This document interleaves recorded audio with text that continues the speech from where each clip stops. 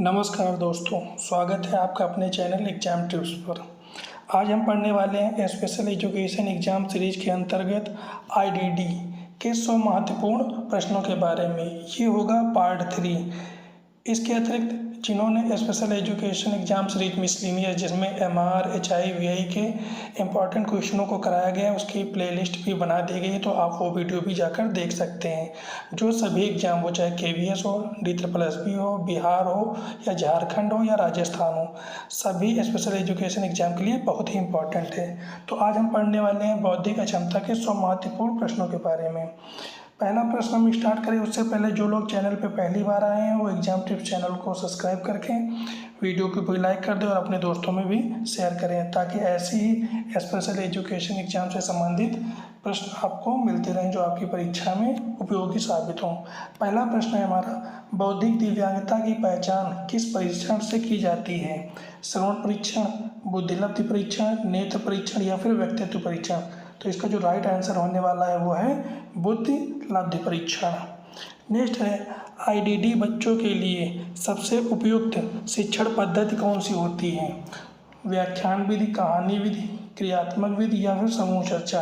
तो इनके लिए जो उपयुक्त शिक्षण पद्धति होती है वो होती है क्रियात्मक विधि।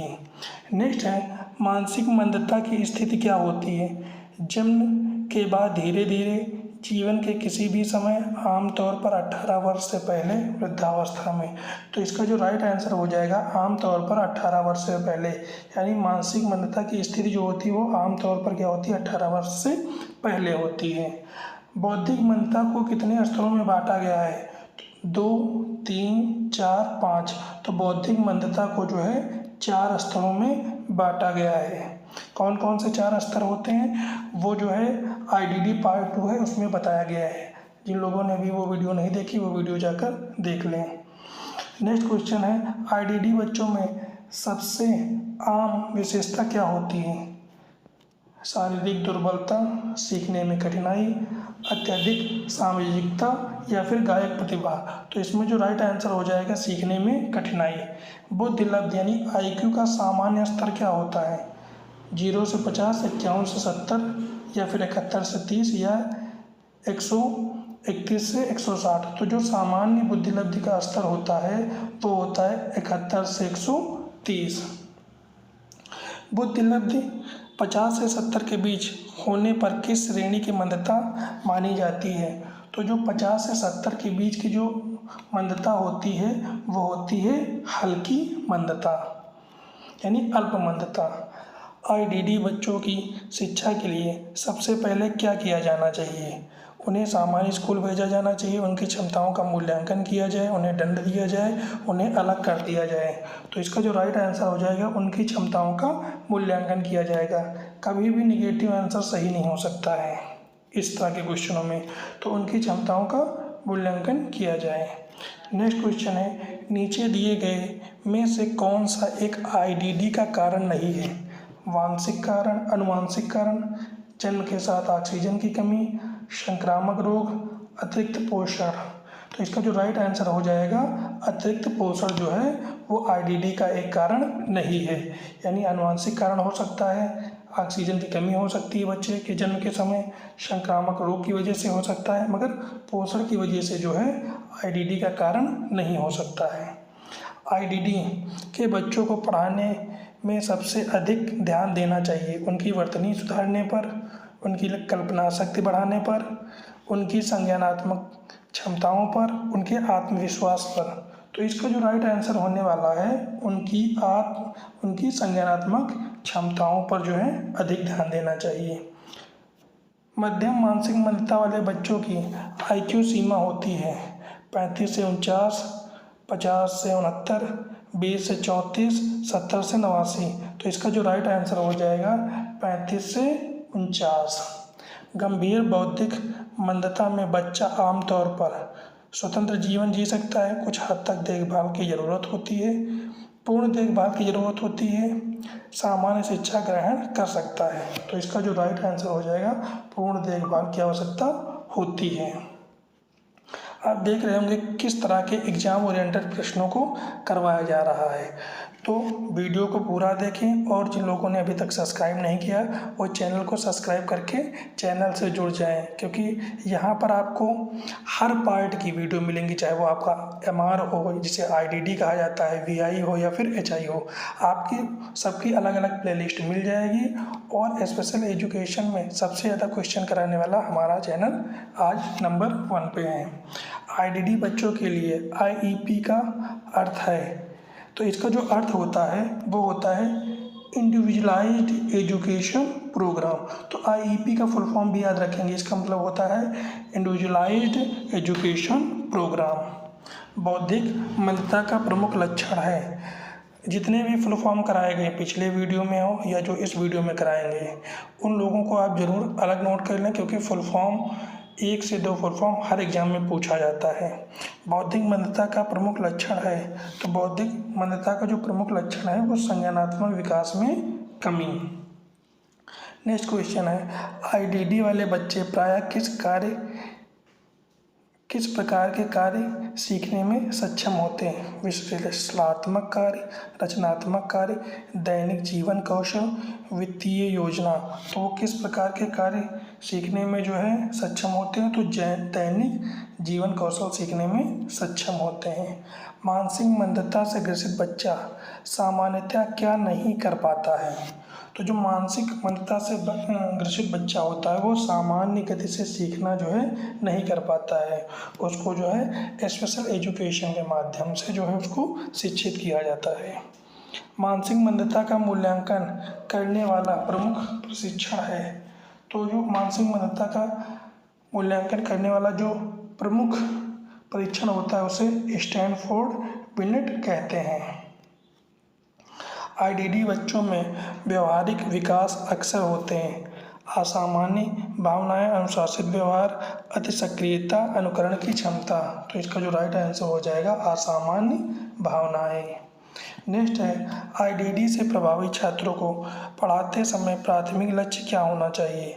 पाठ्यक्रम पूर्ण करवाना, उन्हें श्रम कार्यों में लगाना, आत्मनिर्भर बनाना, परीक्षा में उत्तीर्ण करना। तो उनको जो प्राथमिक लक्ष्य होना चाहिए उनको आत्मनिर्भर बनाना, यानी कि वो अपने आईडीडी बच्चों के लिए सबसे उपयुक्त कक्षा वातावरण होता है। तो इनके लिए जो सबसे उपयुक्त कक्षा वातावरण होता है वो होता है लचीला और अनुकूल, यानी इनके लिए लचीला और अनुकूल वातावरण जो है क्लास का होना चाहिए।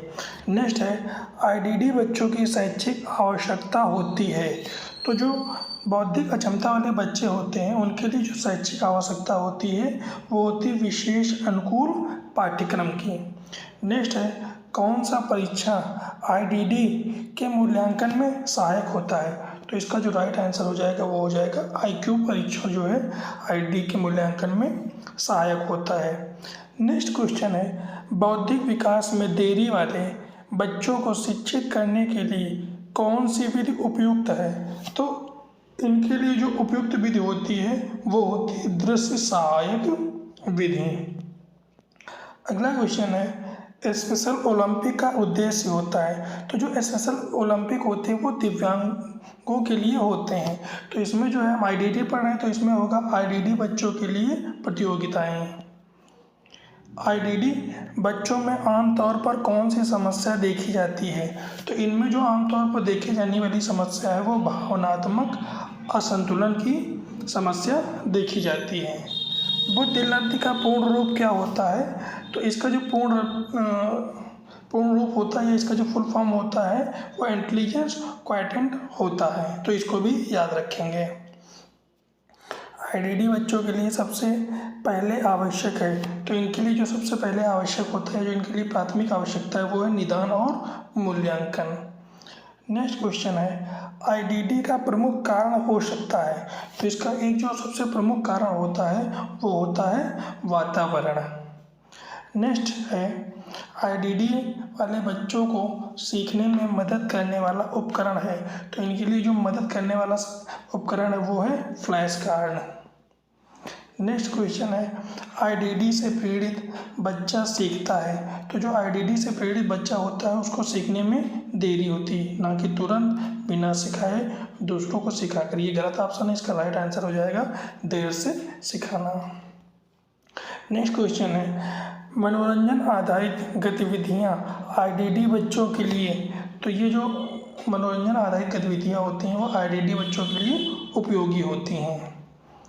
नेक्स्ट है, आईडीडी बच्चों के लिए कौन सी योजना लागू है। तो इनके लिए जो योजना लागू है वो है समावेशी शिक्षा योजना। जिन लोगों ने अभी तक वीडियो को लाइक नहीं किया वो वीडियो को लाइक करके चैनल को जरूर सब्सक्राइब कर लें। आईडीडी बच्चों को पढ़ाने के लिए आवश्यक गुण है। तो इनके लिए जो आवश्यक गुण होता है वो है सहनशीलता। आईडीडी बच्चों के लिए लाइफ स्किल सीखने का उद्देश्य है डिग्री दिलवाना, समाज से अलग करना, आत्मनिर्भर बनाना या केवल शिक्षा देना। तो इसका राइट आंसर हो जाएगा आत्मनिर्भर बनाना, यानी इस लाइफ स्किल सिखाने का तात्पर्य होता है आत्मनिर्भर बनाना। आईडीडी वाले बच्चों को सबसे ज़्यादा किसकी ज़रूरत होती है। परीक्षा की तैयारी, औपचारिक शिक्षा, प्रोत्साहन और समर्थन या फिर प्रतियोगिता। तो जो आईडीडी यानी बौद्धिक अक्षमता वाले बच्चे होते हैं उनको जो है प्रोत्साहन और समर्थन की सबसे ज़्यादा आवश्यकता होती है। आईडीडी बच्चों की विशेषता होती है, तो इनमें जो विशेषता होती है सामान्य बुद्धि की, तेज स्मृति की, सीखने में देरी या भावनात्मक स्थिरता। तो इसमें जो विशेषता होती है वो क्या होती है, देरी से सीखने की, यानी सीखने में इनको देर या टाइम लगता है। आईडीडी बच्चों के सामाजिक विकास में सहायक होता है एकांत, दंड, सहभागिता या अनदेखी। तो इसमें जो क्या होता है सहभागिता। नेक्स्ट, आईडीडी बच्चों के कारणों में शामिल नहीं आनुवंशिक विकार, जन्म पूर्व संक्रमण, पोषण की अधिकता, सिर में चोट। तो इसका जो राइट आंसर हो जाएगा पोषण की अधिकता जो है इनके कारणों में शामिल नहीं। बाकी आनुवंशिक विकार, जन्म से पूर्व संक्रमण, पोषण की अधिकता ये सब क्या है कारणों में शामिल है। नेक्स्ट है, आईडीडी का एक अन्य नाम क्या है। तो अभी हम बार बार उसका उल्लेख कर रहे हैं कि आईडीडी का एक क्या नाम है, बौद्धिक अक्षमता। आईडीडी वाले बच्चों को शिक्षा प्रदान करते समय प्राथमिकता दी चाहिए पाठ्यक्रम की समाप्ति पर, परीक्षा में उत्तीर्णता पर, सीखने की गति और आवश्यकता पर, प्रतियोगिता पर। तो इसका जो राइट आंसर हो जाएगा सीखने की गति और आवश्यकता पर। बौद्धिक अक्षमता का आकलन करने के लिए किस परीक्षण का उपयोग होता है। तो ये जो परीक्षण होता है उसे आईक्यू टेस्ट कहते हैं। इसका फुल फॉर्म अभी ऊपर हम पढ़ चुके हैं तो वो भी याद रखेंगे। आईडीडी बच्चों को आत्मनिर्भर बनाने हैं तो कौन सी शिक्षा आवश्यक है। तो इनके लिए जो सबसे उपयोगी शिक्षा होती है वो है जीवन कौशल शिक्षा। आईडीडी से पीड़ित बच्चे अधिकतर किस क्षेत्र में कठिनाई अनुभव करते हैं, सामान्य ज्ञान, निर्णय लेना, संगीत या चित्रकारी। तो इसका जो राइट आंसर हो जाएगा ऑप्शन नंबर बी यानी निर्णय लेने में। अगला क्वेश्चन है, आईडीडी बच्चों के साथ व्यवहार करते समय शिक्षक को कैसा होना चाहिए, सख्त, उपेक्षापूर्ण, सहानुभूतिपूर्ण, तटस्थ। तो इसका राइट आंसर हो जाएगा सहानुभूतिपूर्ण जो है होना चाहिए, यानी शिक्षक का व्यवहार कैसा होना चाहिए, सहानुभूतिपूर्ण होना चाहिए। आईडीडी बच्चों के लिए कौन सी क्रिया सबसे उपयुक्त होती है, समूह आधारित क्रियाएं, व्यक्तिगत अपेक्षा, कठिन पाठ्यक्रम, मौखिक परीक्षा। तो इसका जो राइट आंसर हो जाएगा समूह आधारित क्रियाएं। आईडीडी बच्चों के लिए आईईपी का पूर्ण रूप क्या होता है। तो इसका जो फुल फॉर्म होता है individual educational plan. Full form हर पेपर में पूछा जाता है, ये हम कई बार बता चुके हैं, इसलिए फुल फॉर्म को अच्छे से याद कर लें। आईडीडी का निदान किस आयु में अधिक प्रभावी होता है, किशोरावस्था, प्रारंभिक अवस्था, वयस्क अवस्था, वृद्धावस्था। तो इसका जो राइट आंसर हो जाएगा वो हो जाएगा प्रारंभिक बाल्यावस्था। आईडीडी छात्रों में सुधार के लिए सबसे जरूरी है बार बार परीक्षा, मानसिक दबाव, लगातार प्रोत्साहन या फिर दंडनात्मक उपाय। तो इसका जो राइट आंसर हो जाएगा लगातार प्रोत्साहन। नेक्स्ट क्वेश्चन है, आईडीडी छात्रों को सामाजिक रूप से सक्षम बनाने हेतु सिखाया जाता है विज्ञान, सामाजिक कौशल, इतिहास या फिर भूगोल। तो इसका जो राइट आंसर हो जाएगा वो हो जाएगा सामाजिक कौशल। नेक्स्ट है, आईडीडी बच्चों के लिए कार्यात्मक पाठ्यक्रम का उद्देश्य है प्रतियोगिता में जीत, औपचारिक शिक्षा, जीवन जीने की क्षमताएं, उच्च शिक्षा प्राप्ति। तो इसका जो राइट आंसर हो जाएगा जीवन जीने की क्षमताएं। बढ़ते हैं अगले क्वेश्चन की ओर। क्वेश्चन नंबर 52, आईडीडी बच्चों में आत्मविश्वास बढ़ाने के लिए जरूरी है? आलोचना, अनदेखी, सफलता का अनुभव या फिर दंड? तो इसका जो राइट आंसर हो जाएगा ऑप्शन नंबर सी, सफलता का अनुभव। नेक्स्ट क्वेश्चन है, आईडीडी वाले बच्चों को नियमित कक्षा में शामिल करने की प्रक्रिया को कहते हैं अलगाव, समावेशन, बहिष्करण, चयन? तो इसका जो राइट आंसर हो जाएगा वो हो जाएगा समावेशन। यानी आईडीडी वाले जो बच्चों में नियमित कक्षा में शामिल करने की जो प्रक्रिया होती है उसे क्या कहते हैं? समावेशन कहते हैं। आईडीडी बच्चों को व्यावसायिक शिक्षा देने का उद्देश्य क्या है? ऑप्शन ए, उन्हें स्कूल से दूर रखना, कामकाज में दक्ष बनाना, उच्च शिक्षा की ओर ले जाना, परीक्षा पास कराना? तो इसका जो राइट आंसर हो जाएगा वो हो जाएगा कामकाज में दक्ष बनाना। आईडीडी बच्चों की सामाजिक भागीदारी को बढ़ावा देता है। अलग स्कूल, समावेशी शिक्षा, कठोर अनुशासन, अकेला बैठना या फिर समावेशी शिक्षा? तो इसका जो राइट आंसर हो जाएगा समावेशी शिक्षा। समावेशी शिक्षा वो होती है जिसमें स्पेशल स्टूडेंट और नॉर्मल स्टूडेंट दोनों साथ बैठकर एक साथ पढ़ते हैं तो उसे ही समावेशी शिक्षा कहा जाता है। इससे क्या होता है? सामाजिक भागीदारी बढ़ती है और एक दूसरे के सहयोग से आगे बढ़ने की भी ललक होती है। आईडीडी बच्चों के लिए सबसे उपयुक्त पाठ्यचर्या होती है। तो इनके लिए जो सबसे उपयुक्त पाठ्यचर्या होती है वो होती है मनोरंजन और व्यवहारिक। नेक्स्ट क्वेश्चन है, आईडीडी बच्चों की विशेषता है तेज निर्णय क्षमता, औसत या कम बुद्धि, बुद्धिलब्धि, तेज श्रेष्ठ तार्किक सोच, उत्कृष्ट रचनात्मकता? तो इसका जो राइट आंसर हो जाएगा वो हो जाएगा औसत या कम बुद्धिलब्धि। नेक्स्ट क्वेश्चन है, आईडीडी बच्चों की प्रगति को मापने के लिए किया जाता है आईक्यू परीक्षण, सतत मूल्यांकन, लिखित मूल्यांकन या फिर प्रतियोगिता परीक्षा? तो इसका राइट आंसर हो जाएगा सतत मूल्यांकन। यानी सतत मूल्यांकन जो होता है वो बौद्धिक अक्षमता वाले बच्चों की प्रगति मापने के लिए किया जाता है। आईडीडी बच्चों के लिए व्यवहार रूपांतरण तकनीक होती है। तो जो व्यवहार रूपांतरण तकनीक होती है उसे प्रोत्साहन आधारित तकनीक भी कहा जाता है। नेक्स्ट है, आईडीडी बच्चों में शिक्षा के लिए सबसे आवश्यक तत्व है पाठ्यपुस्तक, पाठ्यक्रम, शिक्षक का दृष्टिकोण या फिर परीक्षा प्रणाली? तो जो बौद्धिक अक्षमता वाले बच्चे होते हैं उन बच्चों में शिक्षा के लिए जो सबसे आवश्यक तत्व होता है वो शिक्षक का दृष्टिकोण। यानी शिक्षक क्या होना चाहिए? उसके अंदर वात्सल्य रस होना चाहिए और बच्चों को पढ़ाने के लिए उसके पास उस टाइप की योग्यता होनी चाहिए। जैसे स्पेशल बच्चों को पढ़ाना है तो वो स्पेशल एजुकेटर ही होना चाहिए ताकि वो बच्चों को अच्छे से पढ़ा सके और उन्हें सिखा सकें। आईडीडी बच्चों में आत्मसम्मान बढ़ाने के लिए आवश्यक है। तो इनमें जो आवश्यक होता है वो होता है प्रशंसा और सहयोग।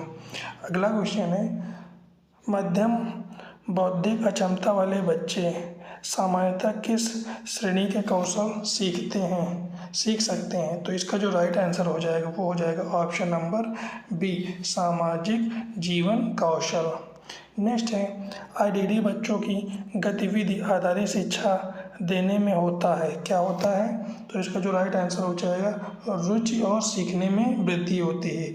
यानी जो बौद्धिक अक्षमता वाले बच्चे होते हैं उनको गतिविधि आधारित शिक्षा देने से सीखने में क्या होती है? रुचि की वृद्धि होती है।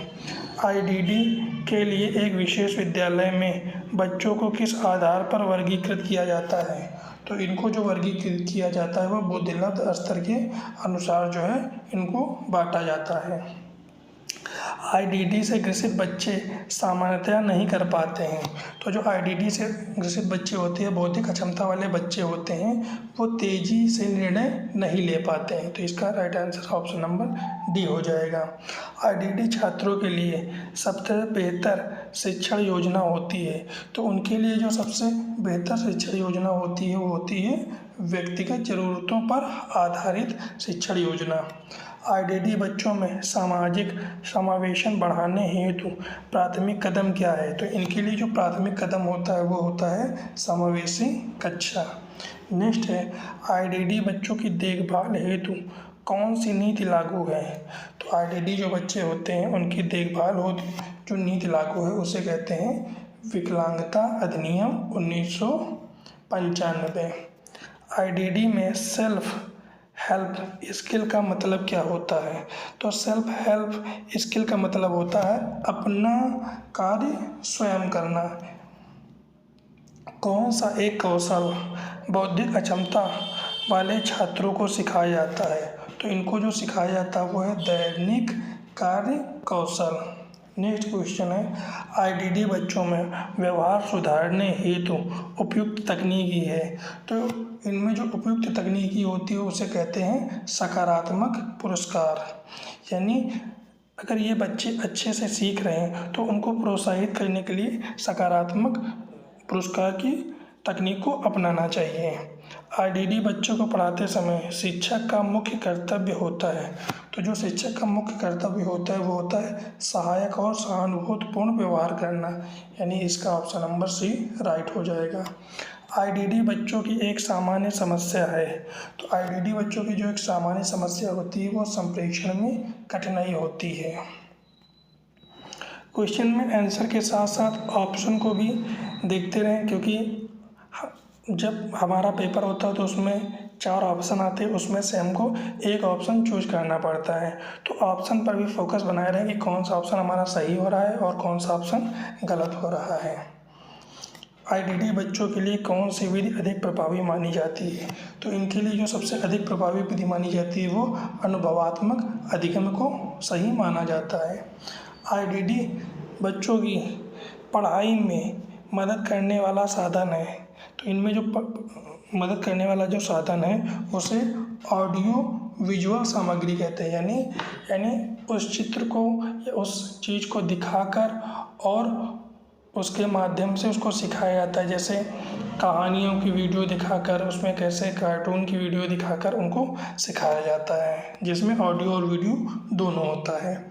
आईडीडी के बच्चों में भाषा विकास के लिए उपयुक्त तरीका है। तो इसमें जो उपयुक्त तरीका होता है वो होता है चित्र आधारित शिक्षण। आईडीडी बच्चों के मूल्यांकन में सबसे ज़रूरी होता है। तो इसमें जो सबसे ज़रूरी होता है वो होता है आईक्यू परीक्षण। नेक्स्ट क्वेश्चन है, आईडीडी बच्चों को अधिक प्रभावी तरीके से पढ़ाने के लिए कक्षा में होना चाहिए। तो क्या होना चाहिए? कम विद्यार्थी और सहयोगी शिक्षक होना चाहिए। यानी एक मुख्य शिक्षक और उसके साथ साथ सहयोगी शिक्षक, और जो क्लास में विद्यार्थियों की संख्या होनी चाहिए वो लिमिटेड होनी चाहिए, यानी छात्र और शिक्षक अनुपात के अनुसार होनी चाहिए। आईडीडी वाले बच्चों के लिए जीवन कौशल सिखाना क्यों ज़रूरी है? क्योंकि आत्मनिर्भर बनाने के लिए। क्वेश्चन ये है कि जो स्पेशल बच्चे होते हैं उनके स्कूलों में या उनकी कक्षाओं में शिक्षक और छात्र अनुपात प्राइमरी स्तर पर कितना होता है? तो जिन लोगों को पता है वो कमेंट में ज़रूर बताएं। आईडीडी छात्रों को सामाजिक अनुभव दिलाने के लिए क्या करना चाहिए? तो इनको जो है सामूहिक गतिविधियों में भाग लेना चाहिए। आईडीडी बच्चों के व्यवहार में सुधार लाने के लिए किस प्रकार का समर्थन आवश्यक है? तो इनमें जो सुधार लाने के लिए जो सबसे इम्पोर्टेंट सपोर्ट होता है वो होता है परिवार और समाज का। तो इसका ऑप्शन नंबर सी राइट हो जाएगा। आईडीडी छात्र के लिए सबसे पहले ज़रूरी है।